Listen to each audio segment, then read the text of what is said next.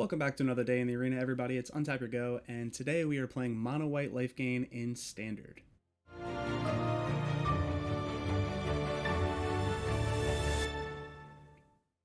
So this is a deck that I played against the other day, and well, yesterday to be in fact, and I really liked the way that it played out, so I decided to make a list myself and try it out. So even though we'll be taking this in a best of one, I did make a sideboard. I won't keep note of that. We'll go over that in a minute. Let's go over the main deck. So we have a lot of life gain, and I just crafted 3 Heliads for this deck because I've only ever owned one, and I decided, well, it's probably time I own them, so let's craft them. And I used up the last of my Mythic Wild cards to get it. So hopefully this deck performs really well, and especially on camera for you guys. Heliod, whenever you gain life, you can put counters on your creatures or enchantments you control. So if Heliod isn't a creature yet, you can stash counters on him, and you can pay 2 to give another creature lifelink, which is super crucial for the deck because that's what we're trying to do. So we have 4 copies of All-See to protect our creatures. This has lifelink itself. 4 copies of Selfless Savior, does not have lifelink, but can give our creatures indestructible, very important. 4 copies of Speaker of the Heavens. Once we hit 7 or more life from our starting life total, we can tap it on our turn to create 4/4 angels. That's crazy. Super good for a 1-drop. And it's got vigilance and lifelink, so it can attack and block and gain you life profitably. And then we have 4 copies of Luminarch Aspirant. This is a 2-mana 1/1 that we can dump counters onto other creatures with at the beginning of our combat. So this is going to help grow the entire team.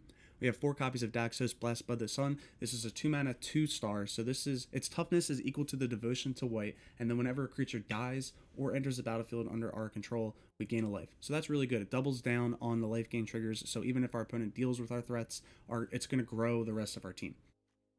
We have the 4 copies of Heliod as mentioned, 4 copies of Maul of the Skyclaves to give our creatures flying and +2/+2 and first strike. This card is amazing. I could see why a lot of people are playing this, especially with the life gain. Just throwing it on this is ridiculous.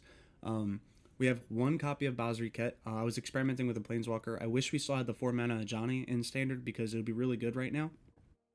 But Basri is a really good replacement as an alternative. You can put a 1/1 counter on a creature you control and it gets indestructible instead of turn, or you can -2 to have whenever 1 or more creatures, non-token creatures, attack, you create that many 1/1 white soldier creature tokens tapped and attacking. So if we have Heliod out and Daxos, you can just imagine with a whole board state, we can attack it and just dump a bunch of counters on all of our stuff. It's really good. And then the -6, we're not going to get there all the time, but just being able to create a soldier, that's going to put counters on something when it enters the battlefield. Then we're going to put a 1/1 counter on all of our creatures. We have 4 copies of Linden, the Steadfast Queen. This is triple white for a 3/3 with vigilance. Whenever a white creature you control attacks, you gain 1 life. That's per creature on attack step. So if we have a bunch of creatures and a Heliod in this out, when we attack, we get to put all those counters on our creatures before combat. Then we have 2 copies of Lurrus of the Dream Den to be able to buy back some of our smaller creatures and stuff. These are like the core fundamentals of the deck. We really need these. And it has lifelink itself, so it just falls into the category of what we're trying to do. And then we have 3 copies of Luminous Broodmoth, aka Mothra Supersonic Queen. This is a 4-mana 3/4 with flying. Whenever a creature you control without flying dies, return it to the battlefield under your control with a flying counter on it. Under its owner's control, rather.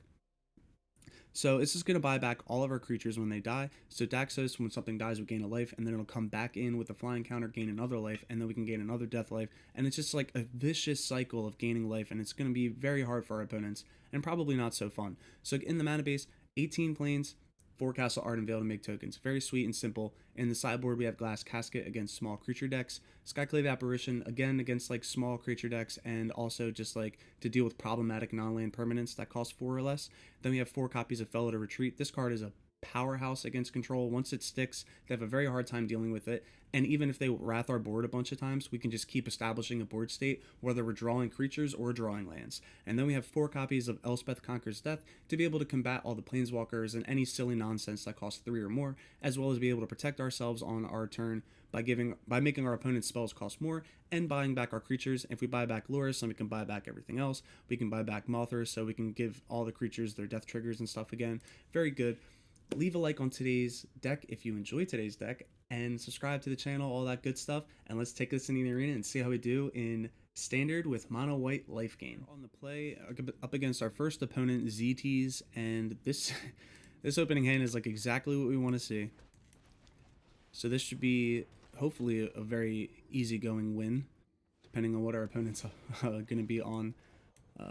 So let's go ahead and play Daxos. Our opponent's probably already frustrated. Life game strategies are very hard to deal with sometimes. if your deck's not like readily prepared for it. All right, so let's go ahead and play Basri, I think. Put the counter on our Speaker of the Heavens, and that's gonna help grow our life total a little bit, as well as be able to attack and block. This Speaker of the Heavens, man. This card is gas. It really is. So here comes the Love Struck Boy. Definitely have to worry about that. That helps. So how do we go about this?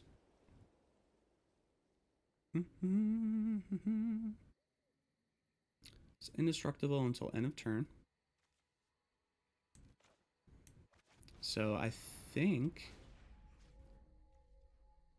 you just go ahead and put this on the Speaker. Plus up on the Speaker. We're just going to get in for 5. I could actually make a 4/4 here if I wanted. Yeah, I think I will make a 4/4.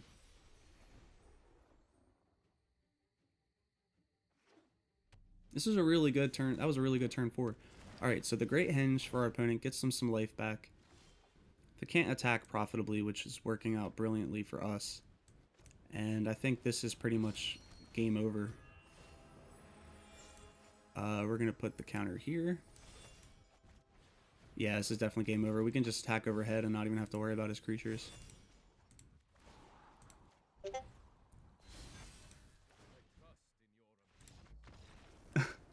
Good game. Good game, opponent. Alright, so we're on the play in our game 2 against Nilfsid, and this hand is questionable. Not having any land drops sucks, so we're going to mulligan. This hand's better. It's a little bit slower, but Daxos into Heliod into Mothra seems pretty good. Forgot to mute my Discord, so I'll go ahead and do that now. Apologize for the disturbance.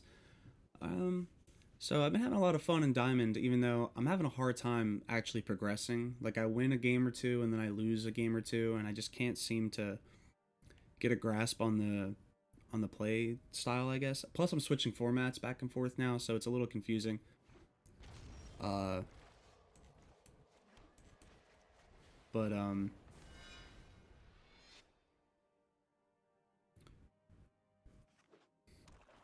Still having fun. Sylvan, Sylvan, Elysian Caryatid. I wish it was the good one. Go ahead and play out our Heliod.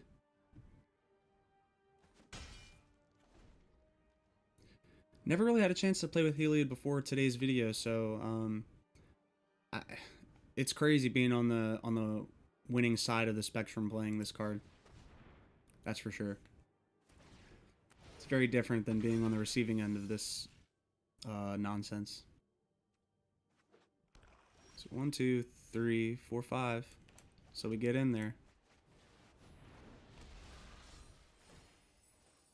Just gonna put a counter here. Put our opponent down to 10.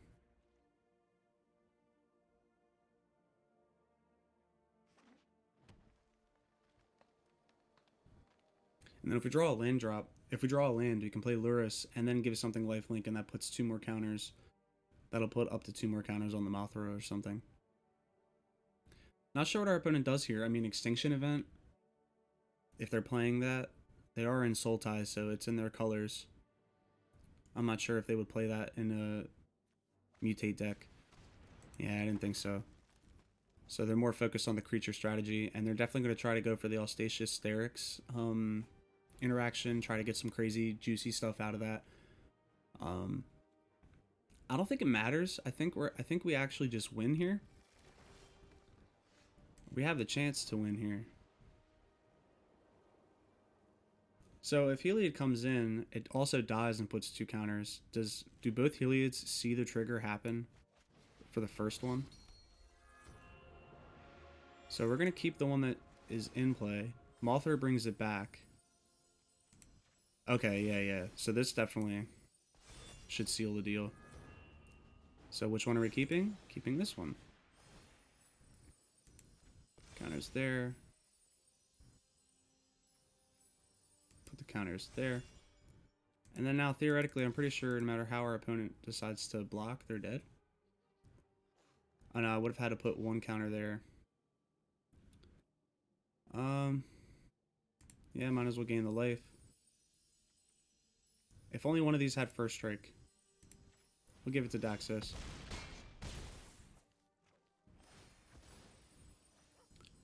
Go ahead and put it on our Daxos here. Put it as one out. If I mapped that differently, I could have won. Distributed the like one power differently. Could have kept Heliod as a 5/5, made the Daxos a 5/5, and then that would have been exactly 10 either way. But I hit for 9 instead.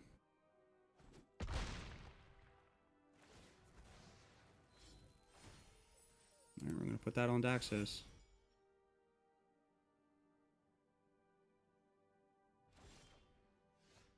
And now we're definitely in trouble, huh?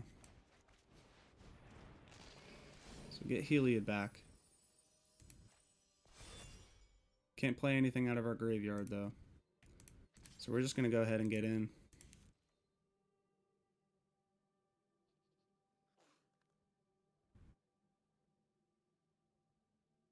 Opponent has to block both. We'll go ahead and give the Daxos lifelink again. And then we'll put the counter on the Loris. So that way, no matter how they deal with our board state, we'll have some form of a threat on board.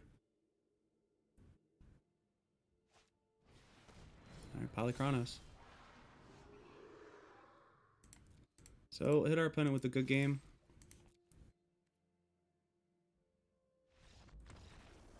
Whew. Man. Our opponent was in Diamond 2. That's what the arena assistant just told me. Alright, going into game 3 up against Arbier 5, and our very first time being on the draw. Our opening hand is very awkward. I don't know if we can rely on the all seed plus a Maul, the Sky Cleaves to actually get us there. Sky Cleaves.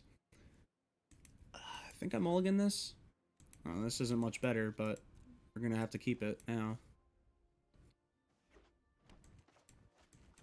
I sense a loss in your future. Oh, yeah, it's definitely a loss. We're going to chop this one up as a loss immediately. Well, the speaker's not going to get there for a while, so we're going to play the all seed. If opponent wants to attack, I'll gladly trade with it. Of course, knowing the opponent, if they're any smart when it comes to their deck strategy, they definitely don't want to deal with it. They don't want to lose their Edgewalling Keeper, I mean.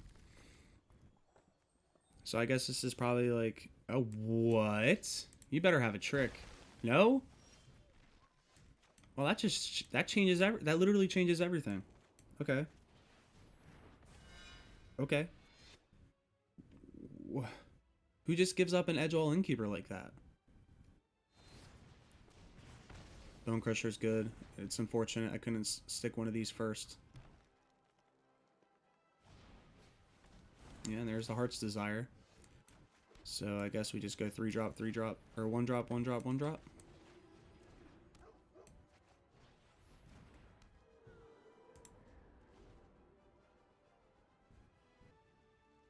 Alright, so he points it there. I'll definitely have to protect it. If you put it on, if you targeted the Selfless Savior, I could have sacrificed it in response, so he would have lost the creature half of the adventure card, which I think is why he did it that way. Also, I don't know what our opponent's on, but attacking made no sense there whatsoever. So now we're just going to go ahead and start gaining some life, and then eventually make 4/4 Angels.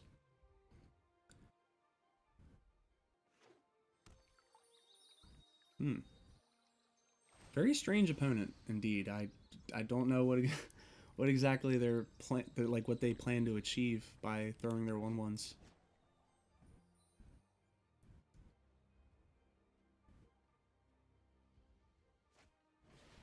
Oh, there's Quester. Yep. Well, we have to take that. Castle Ardenvale for us is pretty good.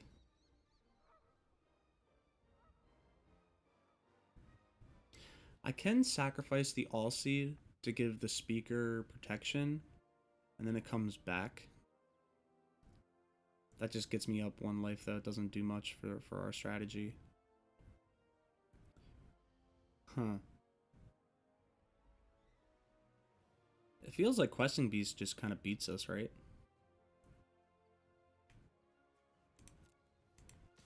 I mean, we're not going to be able to really block it effectively anyway, so we might as well attack with the Broodmoth, but we need to draw into a Heliod and fast. Start gaining some life. Alright, Bone Crusher for our opponent. If we can just start making 4/4s, this game will be a different story, but we're so far behind on life total for that mess. So we're just going to go ahead and make a dude.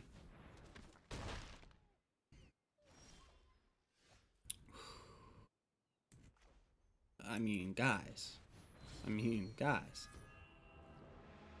It's almost like this was meant to happen. So we're going to go ahead and give this bad boy some lifelink. We're going to put it... I could put it on the Mothra. Not sure how I feel about it. I think I put it on the speaker. Start growing that to be a threat. Seriously, drawing Heliod just completely changed the entirety of the game. Like, this is probably Embercleave.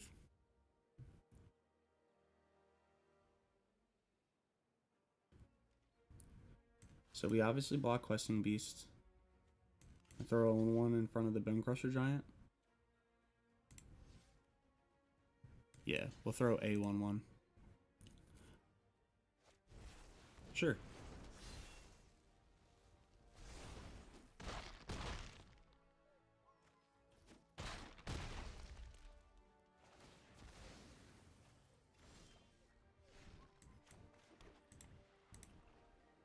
So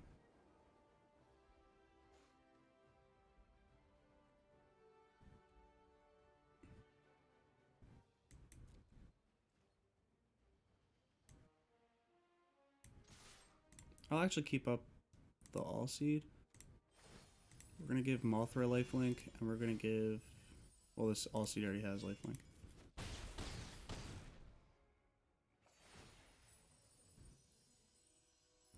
Put one there. Put one there. Now I'll just pass the turn. We can actually give... We can hold up the All Seed and protect whatever we have to. And our opponent gives up. Mono white Lifegain, guys. Tearing it up in Diamond. Just tearing it up. Going into our fourth game against... we're going to mulligan. And this hand is good. This hand's really good. I mean, I like double speaker, honestly, over All Seed.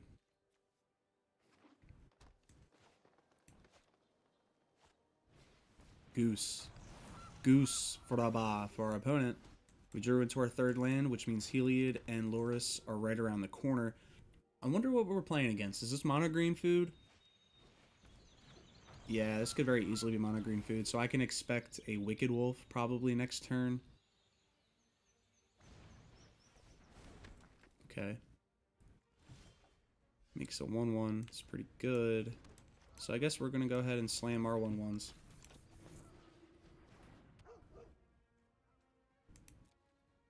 Not going to attack. If our opponent wants to throw their 1/1 at us, we will take it. But I don't know if our opponent's going to do the same thing as our last one. Alright, tapped land is good.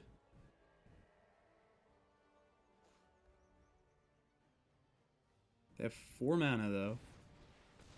Alright, so they're sacrificing 1 food for a Lovestruck Beast. That's not as bad as I expected. I honestly expected something more like a Wicked Wolf. That would have been a bigger problem, I think, right now. Another castle is not terrible. I think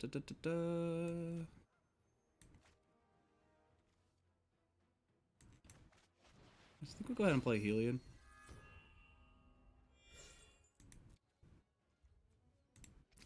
Let's attack with both of our speakers, and whichever one he blocks, we'll give indestructible too. Alright, so we'll get rid of one of them.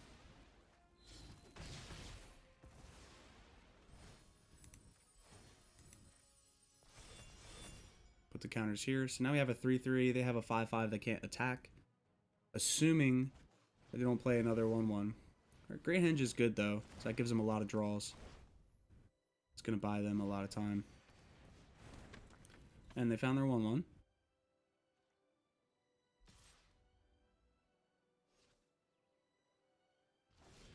Opponent decides not to attack. That's a great draw for us.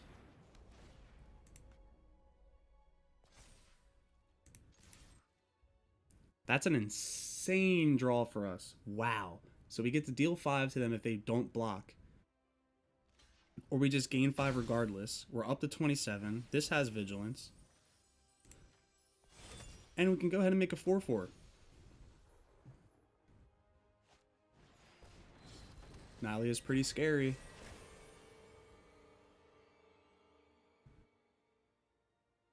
This deck is crazy. Mono white, everybody. This is like, we don't care. We'll take that 5. We're gaining it right back. They have a 6-7, but they can't actually do anything. Oh my god. Oh, that's so good. So good. Oh no. So we're gonna put it on the speaker just because it makes the most sense. It gains us the life.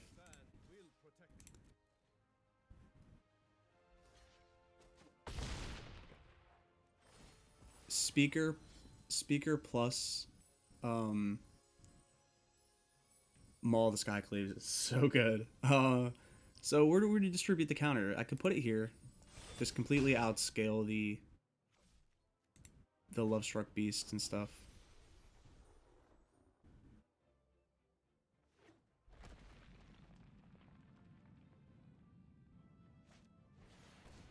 Alright, Koggle is pretty good. What do you fight though? One of the 4/4s.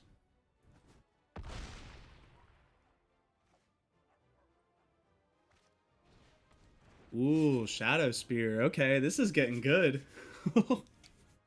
This is getting really good. Okay, so what's in our graveyard? We have a Speaker and a Selfless Savior. So I can play Loris and buy back the Speaker. Which seems really strong. So they're already taking 12. Puts them down to 10. Can we kill them any quicker than that? I don't think so. So we're just going to go ahead and play it out that way. Play the Loris. Go ahead and put a counter. Well, I mean, yeah, let's just keep growing up the Speaker, honestly. It makes the most sense. Heliod does nothing but block for us.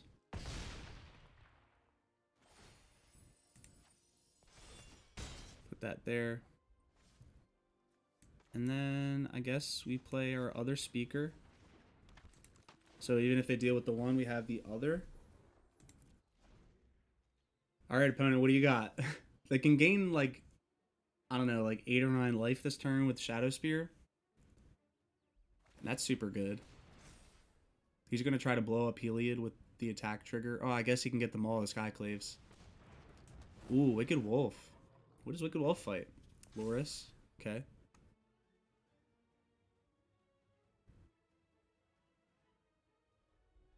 And the good news is about that is that we get the life, so we can put the counter somewhere. Where do we want to put the counter? I guess we put it on the Angel, and then they just lose. Or they're very close to being dead. So we put the counter here. They gain 9 back.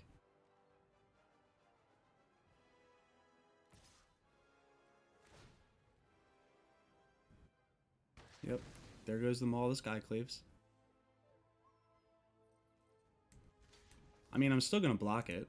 Heliod's indestructible.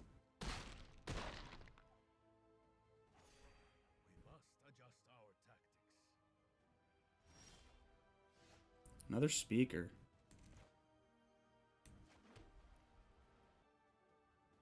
I mean, another Speaker is really all we need. Go ahead and put a counter here.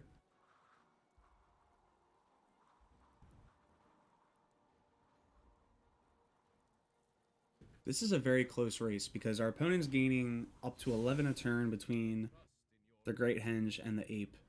So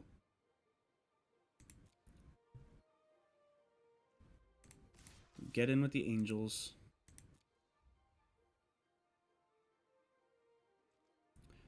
I can give one of them lifelink. I can give both of them lifelink, actually. I think we just do that. Keep our life total as high as possible, especially in case our opponent can turn this game around somehow.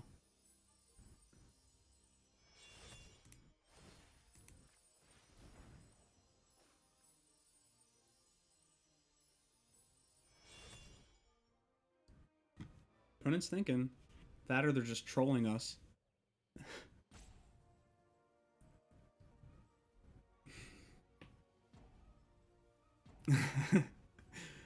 Oh. Your go.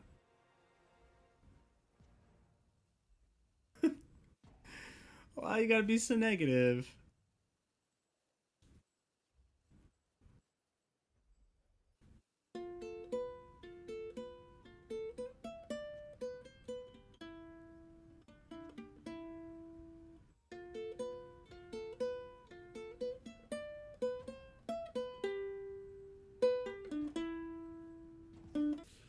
Alright, so we get to actually distribute the counters now, which is cool.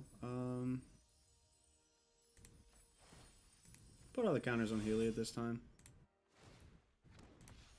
Make Angel. We'll actually hold up this one speaker, just in case they have a board wipe for whatever reason. I know it's mono green, but still. Now that our opponent is back to being focused and playing the game, we can put away our ukulele.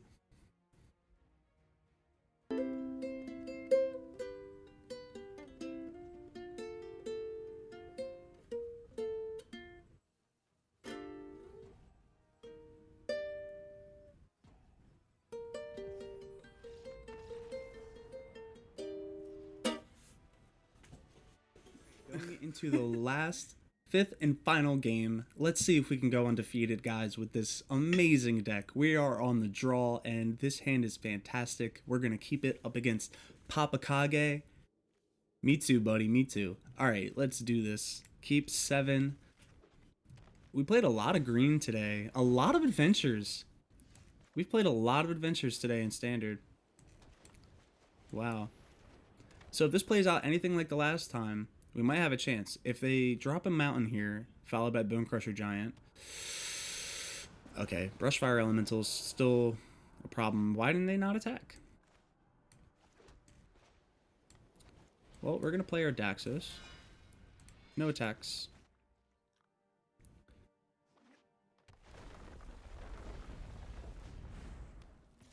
Yep. Get that damage. So I can play Luris. I feel like just slamming Heliod here is probably just good enough.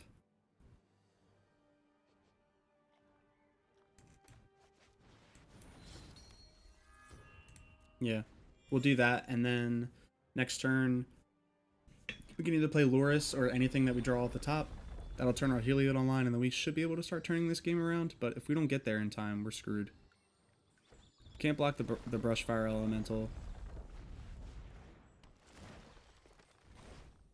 Yeah, our opponent had a really explosive start, though. How do we just take 10 here casually? We take 10 here casually, I think. All Seed is a great draw.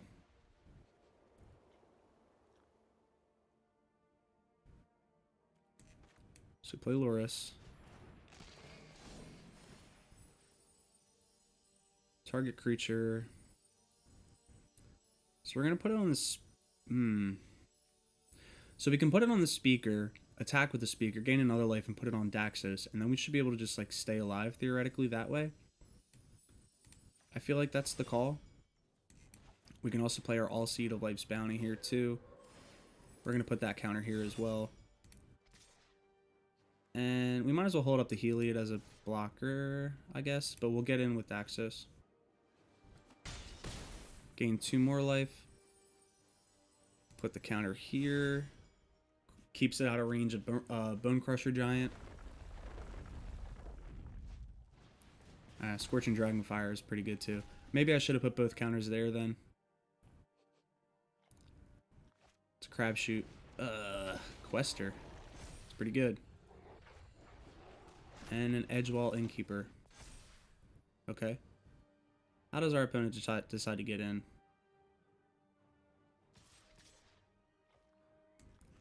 Well, I'm obviously killing that. Obviously gonna block this.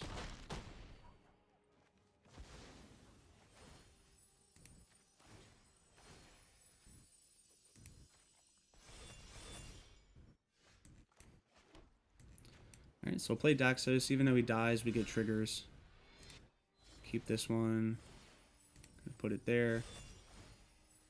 Gonna put that there. We have Vigilance, so we're gonna go ahead and get in there.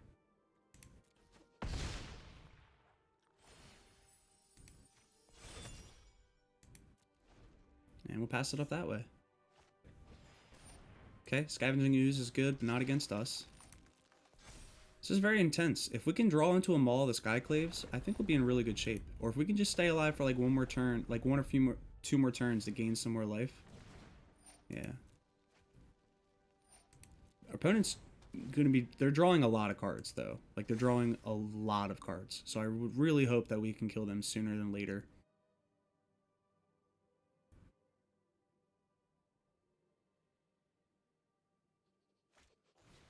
Primal Might, huh? Okay.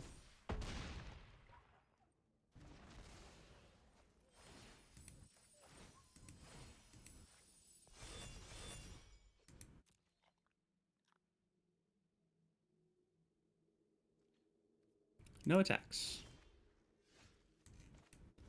Selfless Savior.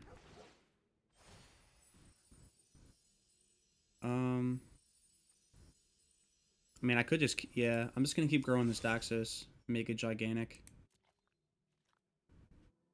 I can also gain 7 here. It's not worth it, though. We don't have Vigilance anymore. Primal Might, though, that's a card. Sure. Exile a card out of our graveyard, grow the ooze a little bit. I mean, they have threats.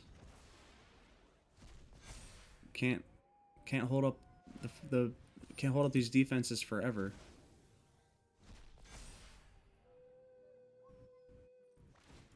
If I can get like a Luminous Broodmoth, that would be sweet, because then I can just play that. It'll gain a couple life. We can start attacking. It'll turn Heliod online. Yep.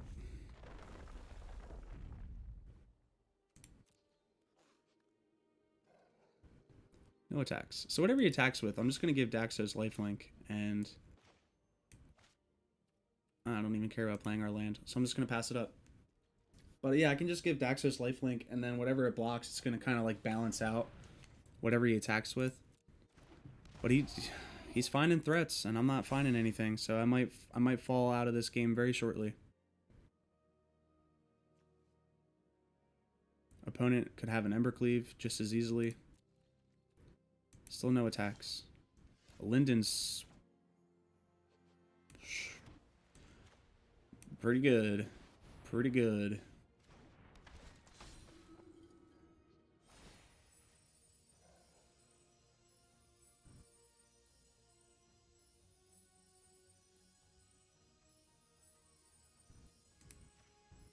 I think we're gonna gain it like that.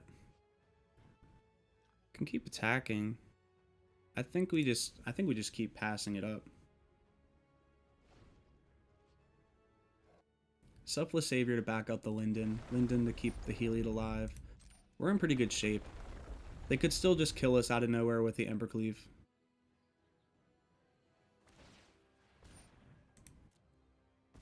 Alright.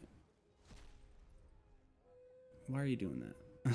Don't do that. Don't exile your own cards that aren't creatures.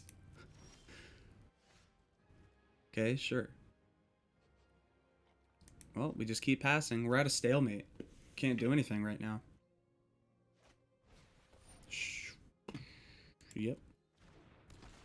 All the card draw they could ever need. They might deck themselves before we win or lose.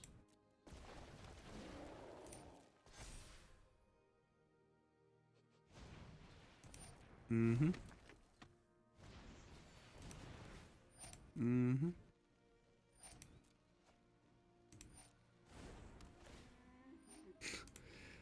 Crazy, man. 32 cards in hand. Or 32 cards left in library. Well, we're obviously going to protect this.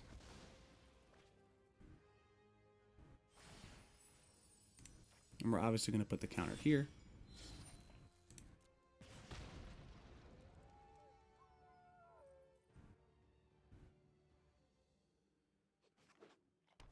I just want our opponent to attack like one time and think it's going to make a huge difference, and then just give all my creatures lifelink.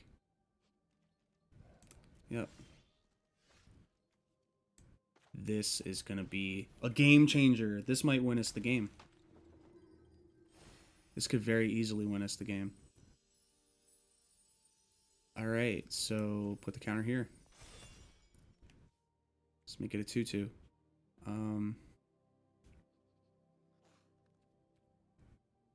Still no combat. I really hope that the speaker stays alive. But it doesn't. And that's fair. That's understandable.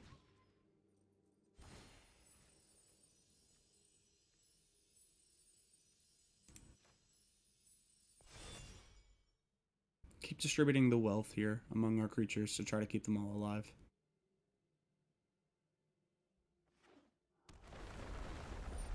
Yep.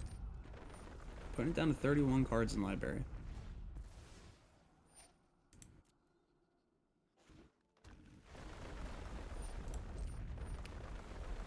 Mm-hmm. Alright. Make that 27. So they're not going to deck anytime soon, but it'd be really funny if they did. Questing Beast 2. Okay. This is a crazy setup. Opponent's just going wide. They're just trying to go as wide as possible.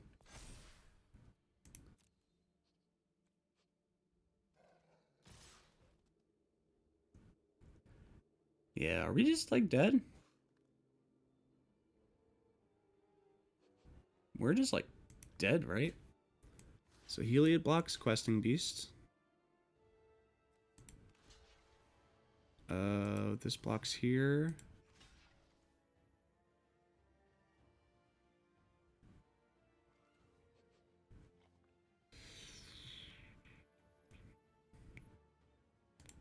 Then I guess we have to block here, but we're pretty much dead next turn.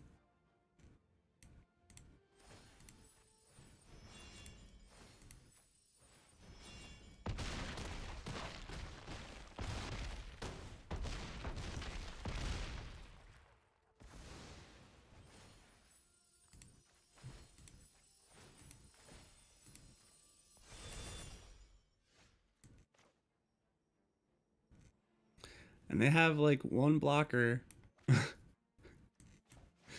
Good game. Good game, opponent. Let's hit him with a good game now. Man, I mean, by all means, we should have lost that game a lot sooner. But, you know, the power of the Lifegain really kept us alive. We're not even going to get a good game back from our opponent. You were the rudest opponent ever. Alright, bud. Welcome back to the wrap-up, everybody. If you made it this far, thank you as always for watching. It means a lot to have your support. And I just want to say, we went 4-1 in Diamond, completely steamrolled up until that very last game, and even that last game was super close. So I really hope you enjoyed the gameplay. If you did, definitely check the link and try this deck out. It's a lot of fun. Leave a like on today's video if you enjoyed it. Hit the subscribe and the bell and all that other good stuff. Also, leave suggestions down below in the comments for what Kaldheim cards you want to see first on camera, because once the set drops, I'm going to be getting in the lab and brewing all the cards in all the formats. So please, please, please let me know down below what you want to see first, because whatever first come, first serve, whoever suggests it, it's going to get up on camera. So thanks for watching, everybody, and I'll see you all in the next video.